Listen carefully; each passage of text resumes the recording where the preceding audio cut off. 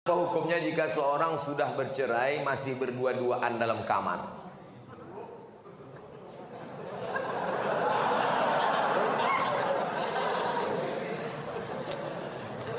Laki-laki menjatuhkan tolak kepada perempuan, aku cerai engkau talak satu, maka dia masih satu rumah selama iddah 3 bulan, tapi tidak sekamar, hanya pindah kamar.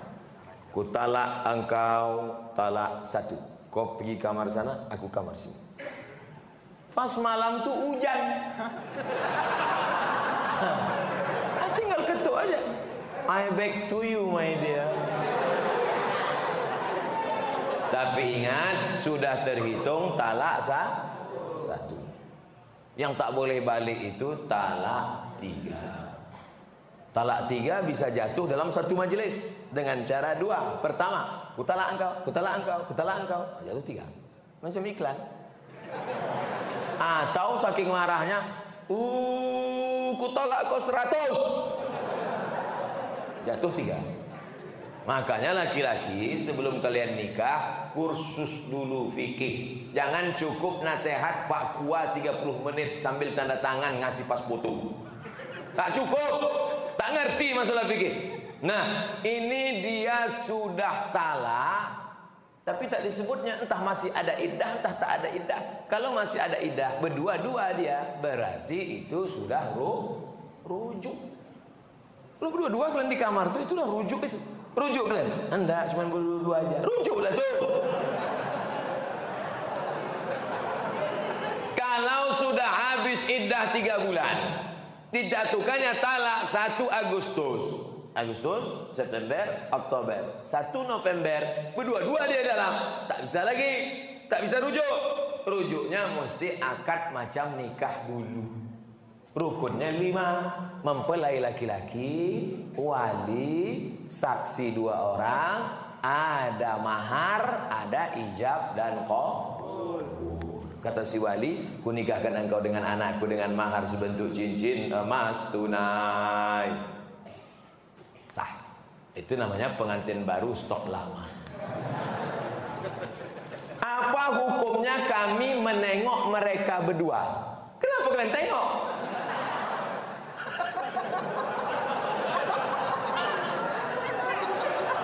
Man ra'a minkum mungkaran, siapa di antara kalian menengok kemungkaran, falyughayyirhu biyadihi, robah dengan tangan.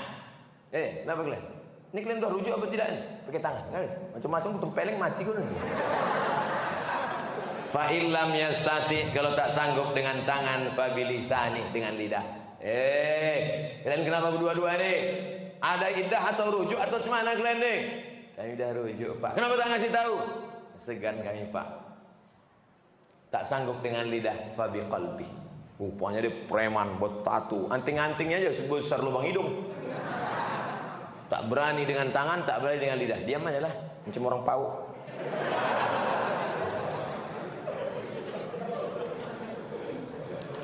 Pak Ustadz yang kami cintai, so sweet.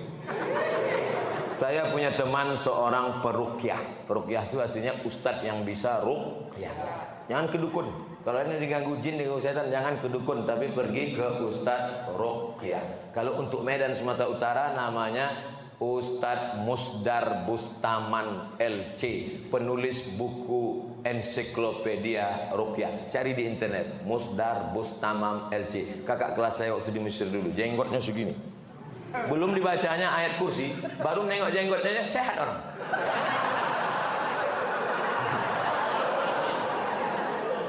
Tak percaya, coba jumpain. Tapi saya menengok dia jarang sholat, berarti dukun. Apalagi sholat berjamaah. Apakah setiap bacaan yang dibacanya mendapat keberkahan Pak Ustadz? Maka casingnya ruqyah, tapi isinya berkawan dengan jin. Idza ra'aitar rajul, ini kata ulama tasawuf. Idza ra'aitar rajul, kalau kau tengok ada orang yatiru fil hawa, bisa terbang di atas awan, yamsi 'alal ma', berjalan di atas air, terbang di atas awan, berjalan di atas air, jangan kau sangka dia wali Allah, tapi tengok bagaimana dia melaksanakan perintah Allah. Tak sholat, wali setan. Sholat sikit, wali murid.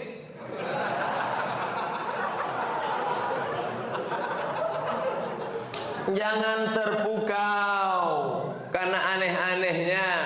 Bisa dihilangkannya Pak Ustaz. Hebat dia Pak Ustaz. Datang kami ke tempat dia waktu STNK BPKB kami hilang.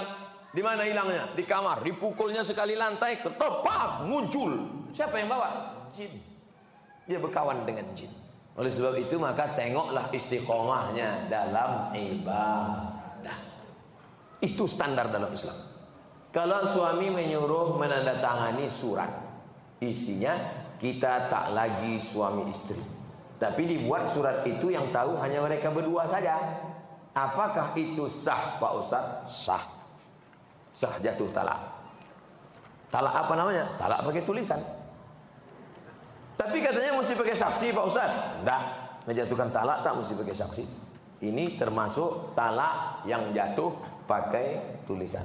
Kita tidak lagi suami istri, termasuk talak sorry, jatuh talak satu.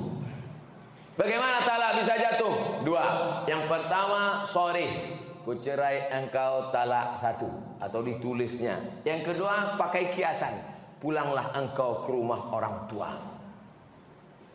Ibu-ibu, istri-istri, kalau ada suamimu berkata pulanglah engkau ke rumah orang tuamu, jangan pulang, tanya dulu apa maksud kau bro. Karena tolak kinayah yang kiasan itu mesti dilihat niatnya. Kalau niatnya niat tolak, maka jatuh tolak. Tapi kalau tak ada niat tolak, enggak. Pulanglah kau. Muak kali aku nengok, pergi kau balik. Abang, apa niat? Enggak ada nyuruh balik. Baliklah. Makanya perempuan itu mesti ngerti. Perempuan jangan mau dibodoh-bodohi. Pulang sana, pergi pulang. Maksud abang pulang apa ini? Enggak, maksudnya pulang liburan aja. Baliklah. Tak ada tuh talak. Benarkan roh akan pulang ke rumah setiap malam Jumat? Macam orang balik dari kantor aja. Roh itu tempatnya tiga. Buka judul kitabnya Roh. Nama penulisnya Ibnu Qayyim Al-Jauziyah. Yang pertama letak roh orang baik-baik tempatnya Illiyin. Ruh orang yang jahat-jahat tempatnya Sijjin. Yang ketiga, Allah kuasa mengendalikan ruh. Ruh bisa balik, ruh bisa masuk ke kubur, ruh bisa merasakan azab kubur, ruh bisa menengok orang ziarah. Tapi kita tak tahu kapan dia baliknya, harinya, segala macam. Kalau ada yang mengatakan roh balik hari Jumat, bukan hadis Nabi, tapi pendapat ulama, ijtihad ulama. Tapi pendapat yang kuat bahwa roh itu tiga. Pertama, ditempatkan di Illiyin. Yang kedua, yang jahat-jahat di Sijjin. Yang ketiga, ada saatnya Allah Maha Kuasa menempatkan dia di mana. Seandainya nanti tiba-tiba waktu Abdul Somad meninggal, ada jamaah masjid Al-Muslimin kerasukan. Dipanggillah Ustaz Musdar Ruqyah. Allahu la ilaha qayyum la ta'khudhuhu sinatun wa la naum. Aku Abdul Somad. Betul kau nih, kata Ustaz Musdar. Kita sama-sama di Mesir dulu. Betul, jangan tanya lagi. Kalau memang betul, pernah ceramah dulu di Masjid Al-Muslimin? Pernah. Hari apa tuh? Hari Senin malam Selasa tanggal 26 malam 27. Dia, maka itu bukan ruh Abdul Somad, tapi jin qarin. Karena setiap kita yang lahir ini ada jin pendamping yang ikut waktu kita lahir. Jin saya ikut nih, maka ketika saya mati dia tak mati, dia hidup. Dia tahu kemana jadwal-jadwal saya. Bisa ditirunya suara saya. Kalau memang betul kau Ustaz Somad, coba ceramah. Assalamualaikum. Dia nih, bukan. Itu bukan roh, karena roh tak bisa dipanggil. Kalau bisalah roh dipanggil, maka bisalah dipanggil roh Nabi Muhammad SAW untuk ditanya mana hadis sahih, mana hadis dhaif, mana hadis palsu. Oleh sebab itu maka jangan mudah dengan nanti datang penipu-penipu yang mengaku bisa memanggil roh si fulan, emang jelangkung. Jelangkung jelangsik, datang tak diuntang, balik tak dijemput, keranjang arang. Yang ketawa berarti udah tua. Anak-anak sekarang mana dia tahu? Dulu zaman-zaman porkas. Tahu juga Ustaz itu. Enggak, saya tak pernah manggil. Ustaz, sebenarnya berapa kali Nabi Muhammad haji dan umrah? Pindah dari kota Makkah ke kota Madinah Al-Munawwarah. Tahun 1 tak ada, tahun 2 tak ada, tahun 3 tak ada, tahun 4 tak ada, tahun 5 tak ada, tahun 6 mimpi sahabat. Pas paginya, ya Rasulullah, ya, malam tadi aku mimpi. Apa mimpimu? Malam tadi aku mimpi kita melihat Nabi bercerita, sahabat pun meyakini. Malam tadi aku mimpi melihat kita tawaf, sa'i dan tahallul. Berarti itu wahyu dari Allah Subhanahu wa taala. Maka kalau begitu mari kita ke Makkah. Mereka pun ramai-ramai menuju Makkah untuk melaksanakan umrah. Tapi sampai di Hudaybiyah. Hudaybiyah ini 22 km sebelum masuk Makkah, dihadang oleh kafir Quraisy, tak jadi masuk. Maka disebut umrah itu umrah tak terlaksana, diqadha tahun ke-7. Maka Nabi umrah 4 kali. Tahun ke-6, tahun ke-7, tahun ke-8 pembebasan kota Makkah, tahun ke-10 saat melaksanakan haji wada. Umrah 4 kali, haji 1 kali. Nah, jadi Bapak Ibu yang mau melaksanakan umrah tahun 2020, kita berangkat bulan Januari, umrah akbar bersama Ustaz Somad, bersama Travel Grand Safa Nauli. Kok ke situ pula perginya Pak Ustaz? Entah, itu yang ditanyanya tadi. Saya umrah setahun sekali aja, tak pernah pergi tiap-tiap bulan, sekali, bulan Januari saja. Kenapa Ustaz pilih bulan Januari? Dingin, saya tak tahan panas. Panas menggelitar jantung. Haji Pak Ustaz, haji Nabi sekali aja. Bapak Ibu yang sudah haji jangan pergi haji lagi. Berapa biaya pergi haji? ONH plus 100 juta.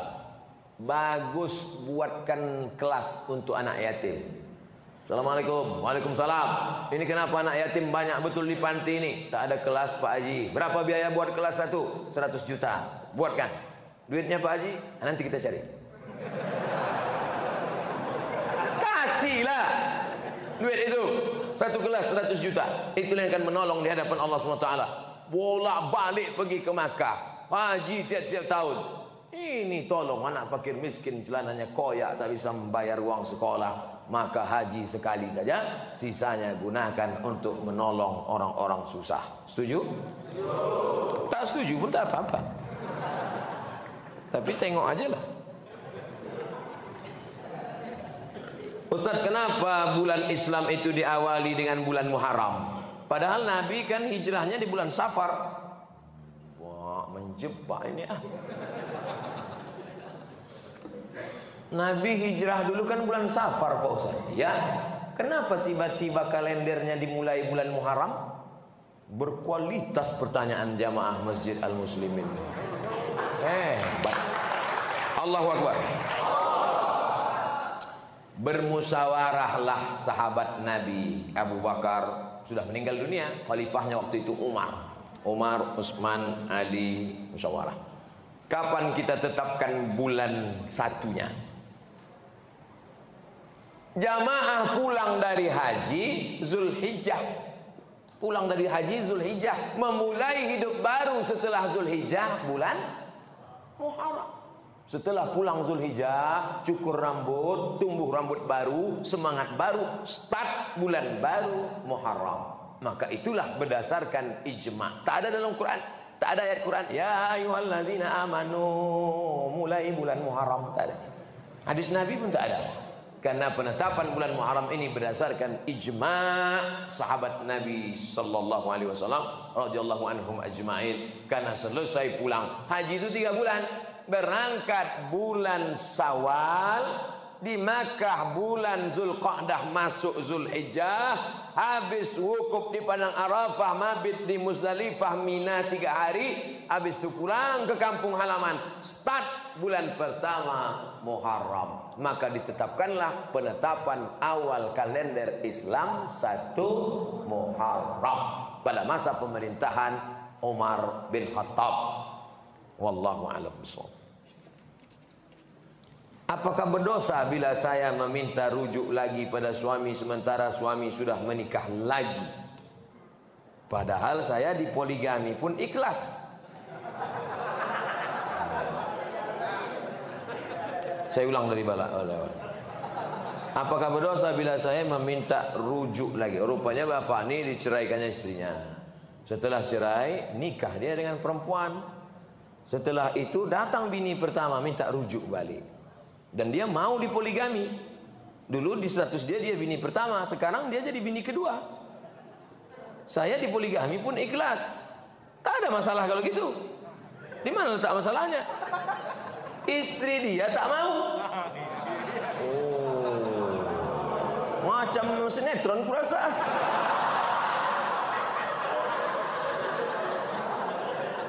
Istri dia tak mau dipoligami. Bagaimana menurut Ustadz? Apakah tindakan saya berdosa? Tindakan ibu tidak berdosa, karena ibu bukan pelakor pengganggu laki orang. Tergantung bapak nih, gentleman tak dia? Kalau dia bersikap, kata dia, kau balik, yang ini tetap. Tapi kalau dia takut, termasuk anggota istri, ikatan suami takut istri, maka tak jadilah. Nah, ini tergantung kepada si bapaknya. Ibu tak berdosa selama ibu tak melakukan perbuatan haram, tidak melakukan perbuatan maksiat. Yang pula di WA dia tiap hari, bang, jadi kita balik. Jangan ganggu-ganggu dia, jangan goda-goda dia. Tapi bahwa dia mau balik, berani dia, maka tapi tidak semudah itu. Karena di Indonesia tidak boleh laki-laki menikah tanpa ada surat izin dari istri pertama. Ibu dianggap bukan istri pertama karena sudah lepas, maka istrinya yang sekarang ini yang pertama. Maka kalau kalian mau menikah, mesti ada surat izin dari ini, tanda tangan matre 6.000. Makanya ibu-ibu sebelum tidur malam pastikan keliling tempat tidur itu tak ada matre 6.000. Karena mana tahu kita pas sedang tidur kan diambilnya tangan.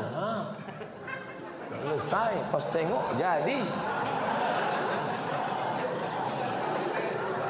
Hati-hati aja. Bukan saya nakut-nakuti. Dalam keluarga ada anak laki-laki yang tak meyakini tahlilan 40 hari, 100 hari dan sebagainya pada orang tua yang sudah mati meninggal dunia. Karena acara tersebut pada ajaran Hindu, kata anak tersebut. Pada saat ada acara itu anak laki-laki itu selalu pergi. Mau hujan.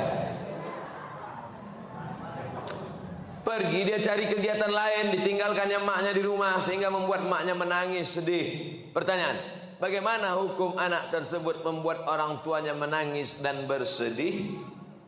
Bagaimana cara saudara dan keluarga menyikapi masalah ini, Pak Ustadz? Masalah bersedekah untuk orang meninggal dunia, kapanpun sedekah itu sampai. Mana dalilnya?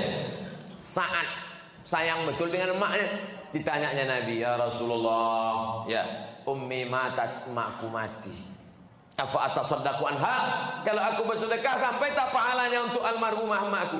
Kata Nabi, sedekahlah engkau, pahalanya sampai. Itulah dalil bahwa sedekah sampai untuk orang mati. Ninggal Pak Ustaz? Iya, ninggal mati sama itu. Ayu sadaqatu afdal, apa sedekah yang paling afdal?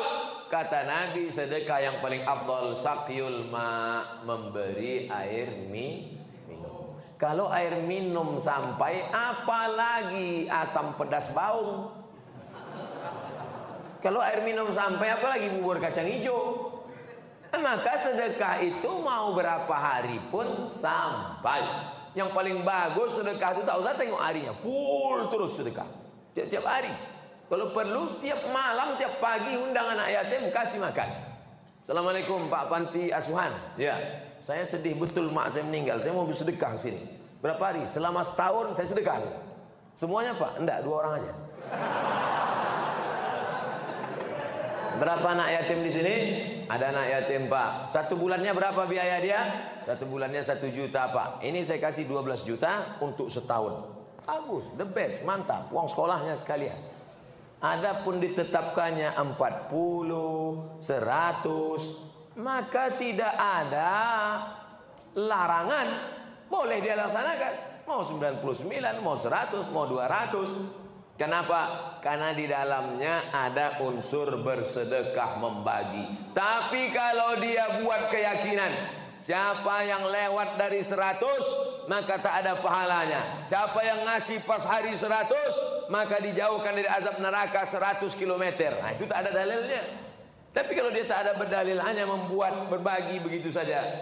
Oleh sebab itu maka ini masalahnya umum. Kalau mau bersedekah, bersedekah, berbagi, baca tahlil, baca zikir, baca yasin. Isi tahlil itu apa? 5. Isi tahlil itu 5. Yang pertama doa. Allahumma firlahu warhamhu wa'afihi wa'fu anhu. Doa sampai. Mana dalil bahwa doa itu sampai? Kalau lewat di kuburan, mulut jangan diam saja. Lewat di kubur baca doa. Apa doa lewat kubur? Assalamualaikum ya ala diyar minal mu'minin wa inna insyaallah bikum lahiqun yarhimullahul mustaqdimin wal mustakhirin nas'alullah wa lakumul afiyah. Itu dalil bahwa doa sampai. Yang kedua, kasih makanan. Mana dalil kasih makanan sampai? Sedekah saat air, kata Nabi, sampai. Yang ketiga, berkirim tahlil. Apa itu tahlil? La ilaha illallah, la ilaha illallah, la ilaha illallah. Ya Allah, sampaikanlah tahlil kami kepada almarhum fulan, sampai. Mana dalilnya? Pelepah korma dicucukkan ke makam. Kata Nabi, pelepah korma waktu basah bertasbih, tasbihnya sampai pada orang mati. Kalau tasbih pelepah korma saja sampai, apalagi tahmid, tahtim, tahlil orang yang beriman. 4, membacakan Al-Quran. Yang paling afdal kata Imam Nawawi, wa in khatimul Qur'ana fahuwa hasanun. Sebagus-bagusnya hatamkan sehatam Quran. Bagus. Tak sanggup sehatam Quran, pilih hatinya Al-Quran. Apa hatinya Quran? Yasin wal Qur'anil Hakim innaka laminal mursalin. Bacanya pelan-pelan. Ini banyak orang yasinan ujung-ujungnya aja. Tujaon bayakun. Yang kelima adalah inti tahlil itu ada nasihat setawar sedingin melapangkan keluarga yang terkena musibah. Wahai keluarga yang kena musibah, bersabarlah. Innalillahi wa inna ilaihi rajiun. 5 poin itu semuanya kebaikan, kebaikan, kebaikan. Semoga Pak Ustaz selalu dalam lindungan Allah. Amin ya rabbal alamin. Saat akikah anak, bolehkah menerima sumbangan dari teman-teman dan tetangga?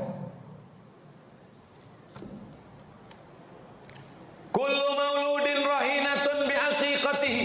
Setiap anak yang lahir tergadai dengan akikahnya. Tulbahu anhu yauma sabihi. Hari ke-7 sembelihkan kambing. Yuhlaku, cukurkan rambutnya. Wa yusamma, kasih nama yang baik-baik, yang bagus-bagus. Karena nama adalah doa.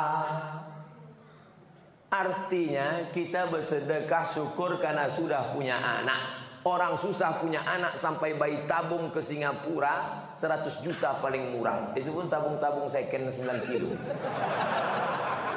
Ini Allah minta anak cuman 1 kambing. Berapa harga kambing sekarang? 1 juta, 2 juta. 2,5 juta udah kambing kelas VIP udah itu dah. Cuman 1 ekor kambing diminta untuk anak perempuan, 2 ekor anak laki-laki 5 juta. Sudahlah murah 5 juta pun ada juga pikiran bisnis di kepala. Nah, ini kalau ku kasih 5 juta bisa balik 15 ini. La ilaha illallah Muhammadur Rasulullah. Makanya waktu anak saya lahir tak saya undang jamaah. Karena kalau saya undang jamaah nanti dia pasti bawa kado ngasih itu ini. Dia potong aja kambing, undang tetangga-tetangga dekat rumah, makan, habiskan semua, bantai, selesai. Karena kalau diundang orang marhaban itu ini datang dia, mau kita tolak, banyak pula duit itu kan. Oleh sebab itu maka kita pahami bahwa akikah ini mengasih, bukan menarik. Jangan jadikan akikah sebagai ajang tarik-tarian arisan. Harus kita pahami dengan baik bahwa akikah ini adalah syukur kita kepada Allah. Tak ada duit hari ke-7, hari ke-14. Tak ada duit hari ke-14, hari ke-21. Tak ada duit hari 21, tak usah tengok kalender lagi setahun, 2 tahun, 5 tahun, 10 tahun, 10 tahun. Kalau ada anak bapak yang belum akikah kemarin, sekarang umurnya udah semester berapa? Udah semester 5, umur 20 tahun. Nah, sekarang diakikahkan, tak apa-apa. Besok pagi akikah. Insya Allah masih sempat saya datang. Tapi akikah saja, nyamplak diayun pakai marhaban. Marhaba ayyanun. Anak semester 5 itu duduk. Tak cukur pula tu, pakai kelapa muda. Banyak orang kita ini yang udah lalu-lalu dibuatnya ulang balik. Akikah sedekahnya aja, rambut sudah cukur lagi. Nama itu aja lah, jangan nama lagi. Ini. Begitu juga dengan mengazankan anak. Anak yang dulu diazankan bagus, sunnah. Nabi mengazankan cucunya, Sayyidina Hasan, Sayyidina Husain. Tapi kalau anak udah besar, jangan diazankan lagi. Nanti balik dari sini, nak sini sebentar.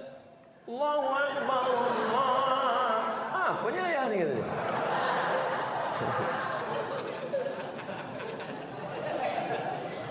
Saya ingin tanya Pak Ustaz, dana infak di masjid boleh tak kita pakai untuk menyantuni anak yatim?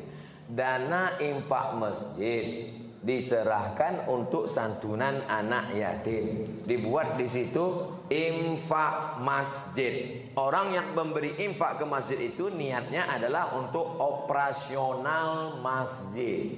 Semua yang terkait dengan masjid dialihkan kepada bukan lokasi alokasinya, maka itu temuan BPK. Tapi sedekah umum dibuat di situ kotak sedekah. Tak ada dibuatnya sedekah masjid, umum saja. Dialihkan ke fakir miskin bisa, karena posisi masjid di situ adalah sebagai mediator, sebagai pengumpul dia. Yang tak boleh itu duit anak yatim untuk masjid. Nah, itu tak boleh. Alladzina yakuluna amwalal yatama, orang yang memakan harta anak yatim, innama yakuluna fi butunihim nara, mereka makan api neraka. Tak boleh. Adapun duit sedekah umum dibagikan ke anak yatim boleh. Duit anak yatim dibagikan ke masjid tak boleh. Dipahami dengan baik. 2. Menyantuni fakir miskin Pak Ustaz, sedekah. Makanya untuk keluar dari ikhtilaf ini, makanya kadang kalau kita sholat Jumat kotak itu sampai 3. Kotak 1 untuk masjid, kotak 2 anak yatim, kotak 3 fakir miskin, kotak 4 MDA, kotak 5 DLL. Macam pawai ta'aruf. Pakai remote pula tu. Kenapa banyak betul kotak? Supaya orang memasukkan duit sesuai dengan niatnya masing-masing. Ada yang mau ngasih masjid, kasih masjid. Ada yang ngasih anak yatim, kasih anak yatim. Ada yang ngasih MDA, kasih MDA. Pengurus takut salah alokasi dana nanti dituntut orang di akhirat. Udahlah amal tak banyak, menyelesaikan itu pula lagi. Kertas terakhir. Saya sudah beberapa tahun nih hijrah, alhamdulillah. Selalu menjaga sholat fardu, alhamdulillah. Sholat sunat juga, alhamdulillah. Yang menjadi masalah, na'udzubillah. Ketika saya tak pernah khusyuk setelah takbir, selalu terlintas di pikiran saya kesana kemari. Dalam hati saya, apakah akibat dosa-dosa saya yang telah lalu? Cara khusyuk kata Syekh Ali Tontowi 5. Yang pertama, jangan macam main bola langsung turun sepak bola, kram. Jadi gimana? Lari-lari dulu, pemanasan. Sama macam naik motor, tak mungkin langsung panaskan dulu mesinnya. Tak juga panas, hidupkan mancis. Artinya apa? Pemanasan dulu. Apa pemanasan sebelum sholat? Jangan ujuk-ujuk habis nengok HP langsung Allahu Akbar. Macam-macam lah datang WA, datang Twitter, BBM, WhatsApp, Instagram. Pemanasan dulu. Pemanasannya apa? Ketika berwudu hati khusyuk. Khusyuk dimulai ketika berwudu. Saat dihidupkan keran atau diambil air dari gayung, membasuh tangan, keluar dosa-dosa dari celah tangan. Ambil air, masukkan ke mulut, ke hidung, keluar dosa dari mulut dan hidung. Diambil air, berkumur-kumur, istinsyaq, istinthar, keluar dosa dari mulut. Disiramkan air ke wajah, keluar dosa dari biji-biji mata. Nah, ini hati udah mulai dijaga nih, supaya jangan lari dia ke kiri, lari ke kanan, dijaga. Masukkan dia ke sarang. Ketika air menyiram tangan, keluar dosa dari celah-celah tangan. Ketika air mengusap kepala, keluar dosa sampai isi kepala yang kotor-kotor ini sampai ke lubang telinga. Ketika air menyiram kaki, keluar dosa dari kaki. Hadis riwayat Ibnu Majah, menghadap kiblat. Asyhadu an la ilaha illallah, asyhadu anna Muhammadan abduhu wa rasuluhu. Allahumma ij'alni minat tawwabin waj'alni minal mutatahhirin waj'alni min ibadika sholihin. Jangan dalam kamar mandi yang ada WC-nya, tak boleh berdoa ada WC dalam. Setelah itu dari tempat wudu, mana tempat wudu? Entah mana-mana lah pokoknya. Dari tempat wudhu ke dalam, Nabi melarang tasbih. Tasbih menjalin jari jemari. Tak boleh. Tasbih retak tak boleh. Yang boleh itu tasbih. Tasbih tak boleh. Dari tempat wudhu itu tasbih. Kalau datang orang ngajak ngobrol, gimana cara kita? Subhanallah. Supaya hati ini jangan kemana-mana. Ini hati nanti liar nih, mau pergi kemana-mana. Yang kedua, menjawab azan. Allahu Akbar, Allahu Akbar, Allahu Akbar. Asyhadu an la ilaha illallah, asyhadu an la ilaha, asyhadu anna Muhammadar Rasulullah, asyhadu anna Rasulullah. Jangan lupa berselawat. Allahumma shalli ala sayyidina Muhammad wa ala alihi. Hayya 'alas shalah. Jangan ngomong. Datang kawan sebelah ngomong, sampai akhir azan tutup. Ini dalam rangka menjaga hati tadi supaya jangan liar dia, jangan pergi dia kemana-mana. Tetap di dalam. Allahumma rabb hadhihi ad-da'wati at-tammati was-salati al-qa'imah. Ati sayyidina Muhammadan al-wasilata wal-fadilah was-sharafa al-anta rafi'ah. Wa wafallahu maqama mahmud alladhi wa'atta innaka la tukhliful mi'ad. Barulah masuk pemanasan yang ketiga, solat sunat qabliyah. Usalli sunnat as-subhi raka'ataini qabliyatan lillahi ta'ala. Bagi al-wasliyah, bagi yang Muhammadiyah enggak pakai usolli. Allahu Akbar. Sejalan antara takbir dengan niat. Di awal, bar di ujung. Disitulah nama solatnya, rokaatnya, adaannya, makmumannya, imamannya. Dari A sampai bar. Usalli fardhu subhi raka'ataini adaan makmuman lillahi ta'ala. Allahu Akbar. Bagi al-wasliyah. Karena al-wasliyah pakai mazhab Syafi'i. Muhammadiyah enggak. Muhammadiyah takbirnya pendek aja. Allahu Akbar. Kapan orang Muhammadiyah itu berniat? Sebelum takbiratul ihram. Yang berniat sebelum takbiratul ihram sah. Yang berniat di dalam takbiratul ihram sah. Yang tak sah udah takbir baru dia niat. Allahu Akbar. Qabliyah apa subuh? Qabliyah aja lah. Yang berniat sebelum takbiratul ihram sah. Berniat di dalam takbiratul ihram sah. Mazhab Syafi'i berniat di dalam takbiratul ihram. Namanya muqaranah, sejalan antara takbir dan niat. Allahu Akbar. Menguatkan dalam hati. Yang keempat, fahami apa yang dibaca, bukan menghafal terjemah. Allahu Akbar kabira. Walhamdulillahi katsira wa subhanallahi bukratan wa asila. Kalau Muhammadiyah, Allahumma ba'id baini wa baina khataayaya kama ba'adta bainal masyriqi wal maghrib. Yang baru taubat belum hafal, diam aja. Iftitah tak wajib, langsung Al-Fatihah. Nyamplak sebut, aku belum hafal. Batal, karena kalau mengucapkan lafaz lain dari bahasa Arab, batal. Lalu kemudian apa? Yang kelima, mulut melafazkan, bergerak. Ya Khabbab, ada sahabat Nabi namanya Khabbab ibn al-Arth. Ya Khabbab, ya Nabi Muhammad itu kalau sholat mulutnya bergerak atau diam? Nabi kalau sholat mulutnya bergerak. Dari mana kau tahu? Bittirabi lihyatih, ku tengok jenggotnya bergoyang. Alhamdulillah rabbil alamin, arrahmanir rahim, maliki yaumiddin, iyyaka na'budu. Ini ada orang sekarang sholat diam aja mulutnya.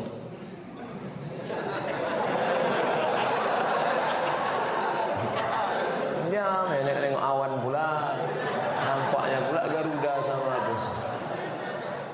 Nengok lampu mak cantik juga lampu. Mata tetap di tempat sujud. Salat ini sama macam orang naik motor.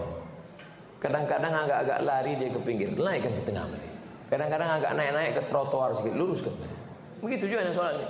Bismillahirrahmanirrahim. Mulut baca, connect ke hati. Alhamdulillah rabbil alamin, arrahmanir rahim, maliki yaumiddin, iyyaka na'budu wa iyyaka nasta'in, ihdinas siratal mustaqim, siratal ladzina an'amta 'alaihim ghairil maghdubi 'alaihim waladdallin, amin. Bismillahirrahmanirrahim. Cari ayat apa yang sesuai. Qul huwallahu ahad. Lam yalid wa lam yulad. Allahu akbar. Subhan rabbil azim wa bihamdihi. Subhan rabbil azim. Sami Allahu liman hamidah. Rabbana wa lakal hamd. Mil'us samawati wal ardi mil'u ma syi'ta min syai'in ba'd. Allahu akbar. Jiru anta rasul. Rabbi firli warhamni wajburni warfa'ni warzuqni wahdini wa'afini wa'fu anni. Satu tasyahud. At-tahiyyatul mubarakatus salawatut thayyibatul lillah. Assalamu alayka ayyuhan nabiy wa rahmatullahi wa barakatuh. Mulut baca, hati connect. Udah agak connect. Udah agak jauh lagi, connectkan balik. Udah agak jauh lagi, connectkan balik. Jangan udah agak jauh, sempat pula main-main game. Apakah kalau kita sholat itu kita kehilangan kesadaran? Nah, ini perlu diluruskan. Jangan bayangkan sahabat Nabi itu dulu kalau sudah sholat, saya Pak Ustaz, kalau saya sudah sholat itu rasanya terbang saya entah kemana. Berarti kau diculik jin. Imamnya Abu Bakar. Maaf saya belakangi. Ini imam. Rumah Nabi sebelah kanan. Taman Raudhah. Rumah Nabi sebelah kanan. Rumah Nabi sebelah kiri. Imam ke depan, Nabi sebelah kiri. Waktu itu Nabi sakit di kamar. Maka diangkat jadi imam Abu Bakar. Abu Bakar jadi imam. Ketika sedang sholat, datang Nabi. Pas sedang sholat, sahabat memukul tangan. Sahabat memukul tangan. Kenapa sahabat memukul tangan? Ngasih tahu Abu Bakar Nabi dah datang. Karena tak boleh ngomong, tak boleh bilang Abu Bakar ada Nabi datang. Apa pelajaran dari sini? Apakah sahabat itu sadar Nabi datang atau tak sadar? Sadar. Jadi kalau ada orang katakan, aku kalau sudah sholat hilang rasanya semua. Kau kalau bohong jangan gitu kali. Sedangkan sahabat Nabi sembahyang sadar dia Nabi datang. Kau sahabat siapa? Kalau mau bohong ya agak-agak masuk akal lah sedikit. Ini kadang orang ini mengada-ngada. Sahabat Nabi sadar. Itu dalil. Dalil yang kedua, Nabi jadi imam. Waktu Nabi masih sehat, Nabi jadi imam. Ketika waktu itu lantai Masjid Nabawi belum ada karpetnya. Nabi jadi imam, sholat. Pas Nabi sedang sholat, dibuka Nabi selop. Nabi sholat pakai selop. Dibuka Nabi selop. Menengok Nabi buka selop, semua sahabat yang jadi makmum buka selop. Assalamualaikum warahmatullahi. Ditengok Nabi selop berserak-serak belakang. Kata Nabi, kenapa kalian buka selop? Kami tengok engkau buka selop ya Rasulullah. Sadarkah sahabat waktu Nabi sholat itu Nabi buka selop? Sadar, maka mereka buka. Kenapa Nabi buka? Ya Rasulullah, kenapa kau buka selop? Aku buka selop, tadi Jibril datang ngasih tahu di selopku ada najis. Selop kalian tak ada najis, kenapa kalian buka? Apa pelajaran dari sini? Bahwa sahabat Nabi itu tak pakai tanya-tanya, sami'na wa ta'na. Tapi ada pelajaran lain. Fikih hadis memahami hadis ini, bahwa sahabat memahami sadar dengan penuh kesadaran bahwa Nabi buka selop di depan. Riwayat ketiga, sujud. Allahu Akbar. Lama sujud, tak macam biasa. Lama sujud. Setelah itu bangkit Nabi. Allahu Akbar. Rupanya cucunya naik ke tengkuk. Sadarkah Nabi naik cucunya ke tengkuk? Sadar. Kalau tak sadar bangkit, itu jatuh cucu. Nah, jadi kalau ada orang mengatakan tak sadar, kita tetap dengan kesadaran, tapi kita jaga yang 5 tadi. Cawannya kita siapkan, tapi air. Cawan itu kaedahnya. Khusyuk itu airnya. Airnya, khusyuknya adalah pemberian Allah Subhanahu wa ta'ala. Makanya kita selalu minta berdoa, Allahumma ja'alna minal khashi'in, jadikan kami orang-orang yang khusyuk. Mudah-mudahan kita termasuk orang yang khusyuk insyaallah.